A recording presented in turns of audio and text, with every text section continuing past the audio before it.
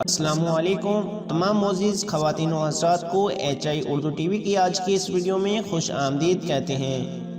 اگر آپ اچھا رزق کما رہے ہیں تو یقین جانیے اس میں آپ کی ذہانت یا صلاحیتوں کا کوئی کمال نہیں، بڑے بڑے عقل کے پہاڑ خاک چھان رہے ہیں۔ اگر آپ کسی بڑی بیماری سے بچے ہوئے ہیں تو اس میں بھی آپ کی خوراک یا حفاظہ نے صحت کی احتیاط کردہ احتیاطی تدابیر کا کوئی دخل نہیں۔ ایسے بہت سے انسانوں سے قبرستان بھرے ہوئے ہیں جو سوائے منرل واٹر کے کوئی پانی نہیں پیتے تھے، مگر پھر اچانک انہیں برین ٹیومر، بلڈ کینسر یا ہیپاٹائٹس سی تشخیص ہوئی اور وہ چند دنوں یا لمحوں میں دنیا سے کوچ کر گئے۔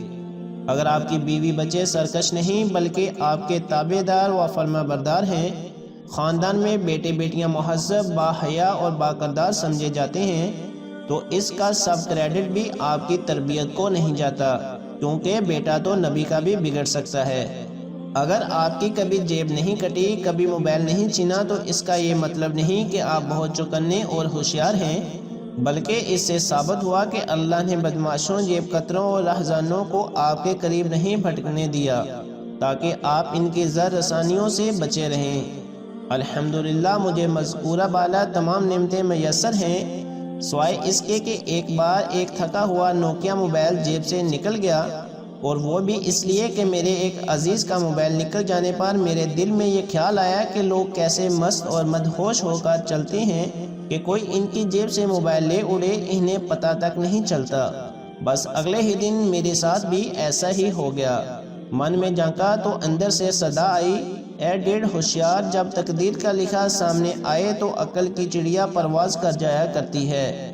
یہ غالباً ہر انسان کی فطرت ہے کہ جب وہ خود دوسروں سے اچھا کما رہا ہو تو یہ سوچنا شروع کر دیتا ہے کہ وہ ضرور دوسروں سے زیادہ محنتی، چلاک اور آرگنائزڈ ہے اور اپنے کام میں زیادہ ماہر ہے۔ پھر وہ ان لوگوں کو حقیر سمجھنا شروع کر دیتا ہے جن کو ناپتہ رزق مل رہا ہے، ان پر تنقید کرتا ہے، ان کا مذاق اڑاتا ہے، مگر جب یک تلک وقت کا پہیہ الٹا گھومتا ہے تو اس کو پتہ چل جاتا ہے کہ حقیقت اس کے برعکس تھی جو وہ سمجھ بیٹھا تھا۔ اگر کوئی چاہتا ہے کہ اسے رزق کے معاملے میں آزمایا نہ جائے تو 3 کام کرے۔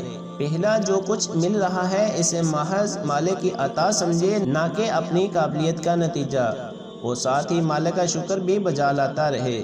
دوسرا، جن کو کم یا ناپتہ رزق مل رہا ہے انہیں حقیر نہ جانے، نہ ان لوگوں سے حسد کرے جن کو چھپر پھاڑ رزق میسر ہے۔ یہ سب رازق کی اپنی تقسیم ہے، اس کی باہید وہی جانے۔